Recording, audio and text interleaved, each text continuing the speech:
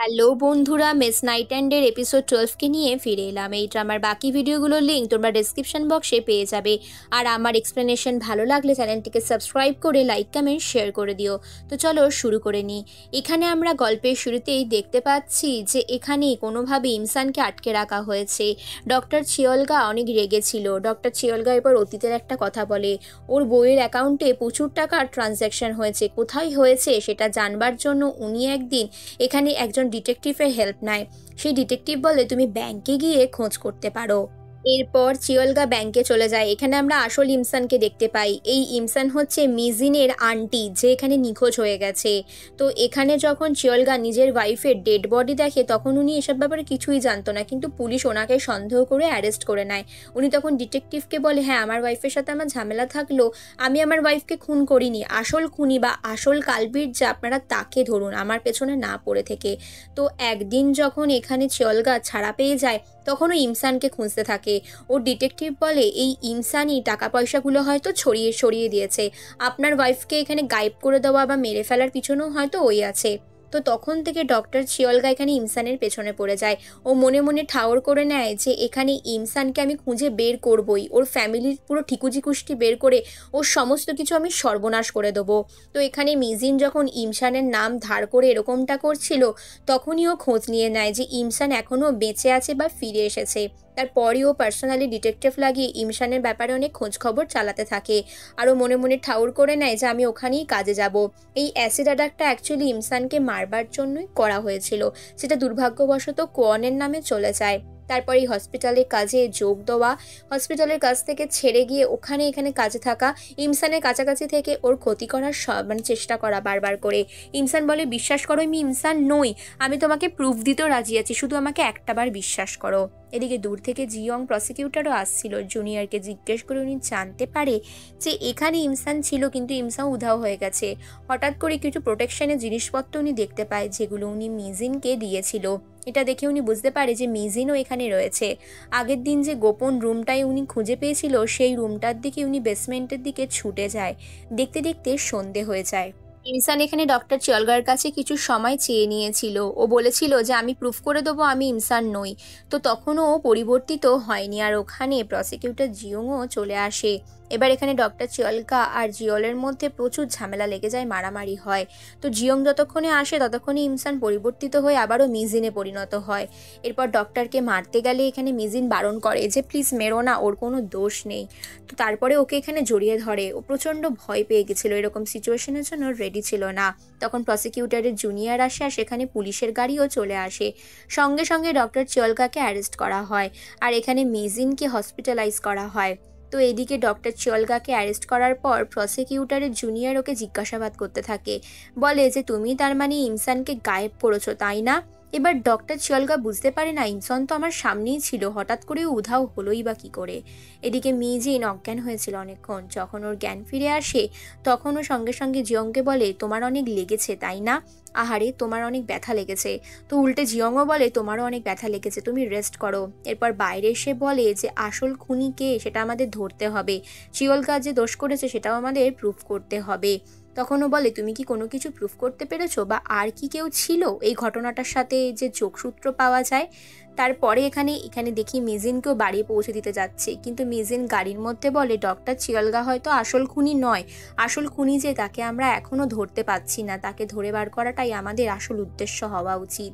তারপর এখানে প্রসিকিউটর জিয়ং ওকে বাড়ি পৌঁছে দেয়। এদিকে ওদের কোওয়ার্কারদের মধ্যে ব্যাপারটা চারিদিকে ছড়িয়ে পড়ে যে ডক্টর চিয়লগাকে অ্যারেস্ট করা হয়েছে। বিশেষত এই কথাটা ওকে জিজ্ঞেস করার জন্য এখানে আসে ইমসানকে। বলে তুমি এখানে চিয়লগার ব্যাপারে শুনেছ, ওকে নাকি অ্যারেস্ট করা হয়েছে, ওকে নাকি দোষী সাব্যস্ত করা হচ্ছে। এটা নিয়ে ইমসান প্রসিকিউটর জিয়ং দিয়ে জিজ্ঞেস করে যে ওনার ব্যাপারে তো কোনো সলিড প্রুফ পাওয়া যায়নি, আসল খুনিকে কেন খোঁজা হচ্ছে না। এদিকে কোন সেদিনও কোল্ড কফি দিয়ে যায়। আর এখানে প্রসিকিউটর জিয়ংকে ওর জুনিয়র বলে ওদের মধ্যে কোনো রিলেশন আছে। এবার আজকে এই কথাটা নিজের কানে ইমসান শুনে নেয়। শুনে অনেক রিয়্যাক্ট করে, বলে তোমাদের দুজনকে আমি মারবো। এরকম কি করে ভাবলে যে কোনের সাথে আমার এরকম কিছু থাকবে? এটা বলতে বলতে প্রসিকিউটরের জুনিয়রকে বাইরে নিয়ে যায়, ওরা হাসাহাসি করে। সেদিন রাত্রিরে মা বাবার সাথে ডিনার করতে করতে মা বাবা বলে, তোর বয়সী মেয়েরা তো প্রেম করে বেড়ায়, তুই 7 তারিখই না কাজ থেকে বাড়ি চলে আসিস, ধিক তোকে। ঠিক তখনই প্রসিকিউটর জিয়ংকে ফোন করে, ওর মা বলে তোকে মনে হয় দেখা করতে বলেছে। বাইরে গিয়ে দেখে প্রসিকিউটর জিয়ং ওর জন্য কিছু ওষুধপত্র এনেছে, বলেছে যে তুমি সেদিন হয়তো ইঞ্জেকশনের জন্য কিছু দুর্বলতা অনুভব করতে পারো, ডক্টর চিয়লগা তোমাকে যে ভুলভাল ইঞ্জেকশন দিয়েছে তার জন্য তোমার অনেক অ্যাংজাইটি আসতে পারে, তো এই ওষুধগুলো ব্যবহার করো। রুমে আসার পরই ওর মা বলে, তোদের মধ্যে কি কিছু স্পেশাল কিছু হলো নাকি? তোর মা ওই কথা শুনে লজ্জা পেয়ে নিজের রুমে চলে যায়। ওর বাবা বলে, মেয়েটাকে এভাবে লজ্জা দিও না। তারপর রাতের বেলা ঘুমিয়ে পড়ে, কিন্তু মিজিন ঘুমিয়ে পড়ার পর অনেক বাজে স্বপ্ন দেখে। ও তখনও মনে মনে ভাবে যে ডক্টর চিয়লগা হয়তো ওকে তখন খুন করতে আসছে। আর মাঝরাতে ঘুম থেকে উঠে এখানে জিয়ংয়ের দেওয়া ওষুধের প্যাকেটটা নিয়ে এখানে চা বানিয়ে নেয়। এই হার্বাল টিগুলো ওকে দিয়েছে খাওয়ার জন্য, যাতে ওর কিছুটা স্ট্রেস কমে যায়। এরপরও ভাবতে থাকে যে আসল কালপিট তাহলে কে? আমার আন্টির সাথেও এখানে যোগসূত্র ছিল। এই একই কথা পরের দিন ইনসানও মানে ওই ভাবতে থাকে যে আসল কালপিটকে খুঁজে বের করতেই হবে। এটাই ও গিয়ে প্রসিকিউটর জিয়ংকে বলে যে আসল কালপিট কিন্তু এখনো ধরা পড়েনি, ডক্টর চিয়লগা আসল কালপিট হতেই পারে না, তো ওনাকে কনভিন্স করতে হবে, আমি ওনার সাথে দেখা করতে চাই। তো উনি কোনো কথা বলছিলেন না, কোনো খাবারও খাচ্ছিলেন না। তো সেদিন কি করে, ইমসান এখানে প্রসিকিউটরের আদেশ নিয়ে চিয়লগার সাথে দেখা করতে যায়। চিয়লগাকে বলে, তোমাকে আজকে আমি কিছু কথা বলবো, তোমাকে শুধু আমাকে একবারের জন্য বিশ্বাস করতে হবে। এরপরও মোবাইল ফোনটা বের করে নিজের ওই ট্রান্সফার হওয়ার ভিডিওটা দেখায়। ভিডিওটা দেখে স্বাভাবিকভাবেই ডক্টর চিয়লগা বিশ্বাস করে না, বলে তুমি কি আমাকে পাগল পেয়েছো? তুমি বলতে চাইছো যে তুমি ইমসান নও, তুমি মিজিন, এটা কিভাবে সম্ভব? তখন বলে, তুমি মনে করার চেষ্টা করো, আমার কপালের এই কাটা দাগটা নিয়ে আমি ইমসান মানে আমার আন্টির সাথে তোমার চেম্বারে গেছিলাম, তুমি বলেছিলে যে তুমিও দেখতে অনেক সুন্দর, অনেকটা তোমার আন্টির মতন, তো আমি আমার আন্টির মতন কপালের দাগ কী করে বানাবো, তাই নয় কি? তো ডক্টর চিয়লগা তখনও কিছু বিশ্বাস করতে পারে না, শুধু বলে যে তুমি এটুকু আমাদেরকে হেল্প করো যে এসবের পেছনে কে আছে, আসল কালপিট কে, কারণ নেক্সট টার্গেট হয়তো আমিও হতে পারি বা অন্য যে কেউ। তারপরে প্রসিকিউটর জিয়ংরাও এই বিষয়টা নিয়ে আলোচনা করতে থাকে। এদিকে ডক্টর চিয়লগা বুঝতে পারে না, কিন্তু ও এখানে ইমসানের কথাটা পুরোপুরি উড়িয়ে দিতেও পারে না, কারণ ব্লাড টেস্টের রিপোর্টেও ইমসানের যখন দুবার টেস্ট করেছিল তখন দু রকমের রিপোর্ট এসেছিল, একবার এ একবার ও। তো তার পরের সিনে আমরা এখানে দেখি ওর বেস্ট ফ্রেন্ড গাইয়ং এখানে প্রসিকিউটরের জুনিয়রের কাছ থেকে জানতে পারে যে এখানে মিজিনকে কিডন্যাপ করা হয়েছিল। এটা শুনে অনেক কান্নাকাটি করে, বলে আমি এক্ষুনি তোর বাড়ি যাচ্ছি। ওর বাড়িতে গিয়েই হাউমাউ করে চিৎকার করে কাঁদতে শুরু করে দেয়। মিজিন বুঝতে পারে যে গাইয়ং এখানে জানতে পেরে গেছে ওর কিডন্যাপের ব্যাপারটা, তখন ওর মুখটা চেপে ধরে, আর ওর কান্না দেখেও নিজেও ইমোশনাল হয়ে যায়, কিন্তু এত জোরেই কান্নাকাটি করতে থাকে। বাইরে থেকে ওর মা জিজ্ঞেস করে, বলে তুই প্লিজ এভাবে কান্নাকাটি করিস না। গাইয়ং বলে, আমি ছাড়বো না যে এরকমটা করেছে। তারপরের সিনে প্রসিকিউটর জিয়ংয়ের জুনিয়র আসে, ওরা দুজনে একসাথে ড্রিঙ্ক করতে আসে।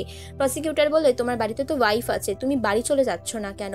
ঠিক সেই মুহূর্তে ওয়াইফ ফোন করে, আর ফোনটা ভুলবশত রিসিভ হয়ে যায়, কিন্তু ওটা একটি অ্যাডভার্টাইজমেন্ট ছিল।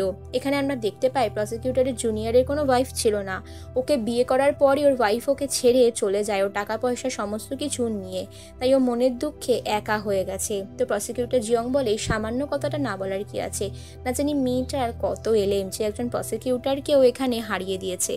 এবারে প্রসিকিউটরের জুনিয়র ওর সোফার মধ্যেই নেশা করে শুয়ে পড়ে, বলে আজ তো আমি এখানেই থাকবো। এদিকে গাইয়ং বলে, তুই কি বলতে চাইছিস কি? তাহলে এখন কি হবে? সূর্যাস্ত সূর্যোদয়, তুই সেদিনকা বলতে চাইছিস যে তুই নাকি দেরি করে ট্রান্সফার করেছিস, তাহলে কি করে সম্ভব? তাহলে তুই কি আস্তে আস্তে ইমসানে পরিণত হবি? তুই কি আর কোনোদিনই মিজিনে সত্যিকারের পরিণত হতে পারবি না? মিজিন বলে, আমি সত্যি জানি না আমার সাথে কি হবে। পরের দিন অফিসে গিয়ে ও এখানে সানসেটের টাইম দেখে 6:25 সানসেট হয়ে যাওয়ার কথা, কিন্তু তখনও হয়নি। এরপর যখন প্রসিকিউটর জিয়ং আর জুনিয়র দুজনে কাজে চলে যায়, তখন ওরা রেস্টুরেন্টে খেতে যায়। তো এখানে অ্যাকচুয়ালি প্রসিকিউটর জিয়ংকে একটা ট্রিট দিয়েছিল। আগের দিন রাত্রিরেও ড্রিঙ্ক করে অনেক ভ্যাট বকেছিল, তাই জন্য জুনিয়র বলে, স্যার আমি আগের দিন কিছু ভুলভাল বকিনি তো? তো প্রসিকিউটর জিয়ং ওর সাথে মজা করতে থাকে, বলে হ্যাঁ বকছিলে তো অনেক কিছুই, ড্রিঙ্ক করলে মানুষের ইমোশনের ওপর কন্ট্রোল রাখা উচিত, যেটা তুমি একদমই পারছিলে না, পরের বার থেকে এইটুকুই জাস্ট খেয়াল রেখো। তারপরও ওর সোফার ওপরে বাচ্চাদের মতন করে ঘুমিয়ে পড়ে আর প্রসিকিউটর জিওং ওকে শুইয়ে দেয়। এটাতে ও একটু এম্বারেস ফিল করে। তারপরের সিনে আমরা এখানে পুলিশ স্টেশনে দেখতে পাই, যেখানে ইমসান বাইরে এসে বসে থাকে। ও ভাবে যে এখানে চিয়লকা ওকে বিশ্বাস করছে না আর ওর জীবনও এক্স্যাক্টলি কি হতে চলেছে। তারপরে ও নিজের মুখটা এখানে হুডি দিয়ে ঢেকে নেয়। তারপর দেখতে দেখতে সূর্যাস্ত হয়ে যায় আর ও আবারও মিজিনে পরিণত হয়ে যায়। এরপর হসপিটাল থেকেও মিজিন রূপে বেরোতে থাকে। তারপরের সিনেও ভাবতে থাকে। এখানে দেখি আমরা প্রসিকিউটর জিয়ং মিজিনের ব্যাপারেই ভাবছে যে প্রসিকিউটর ওর জুনিয়রের যেমন একজন ওয়াইফ ছিল ছেড়ে চলে গেছে, মানে জীবনে কেউ একটা থাকা এক্স্যাক্টলি দরকার। তারপরের সিনেও এখানে ছুটতে ছুটতে আসে, কারণ এখানে আমরা দেখি যে ও মিজিনকে নিতে এসেছে। মিজিনকে বলে, তুমি এত রাতে কেন একা রয়েছো? তোমার জীবনের এখনো ঝুঁকি রয়েছে, তুমি কি জানো না তোমার যা খুশি তাই হয়ে যেতে পারে? মিজিন কান্নাকাটি করে বলে, আমার খুব ভয় লাগছে, আমার কোনো কিছু ভালো লাগছে না, আমি বাড়িতে চুপচাপ হাতে হাত গুটিয়ে বসে থাকতে পারছি না। তখন জিয়ং বলে, তোমার জন্য আমার খুব চিন্তা হয়, সরি আমি সেদিন অনেকটা লেট হয়ে গেছিলাম, আমি জানি তোমাকে অনেক সেদিন কষ্ট পেতে হয়েছে। আর এখানে কিস করার মাধ্যমে এই পর্ব শেষ হয়।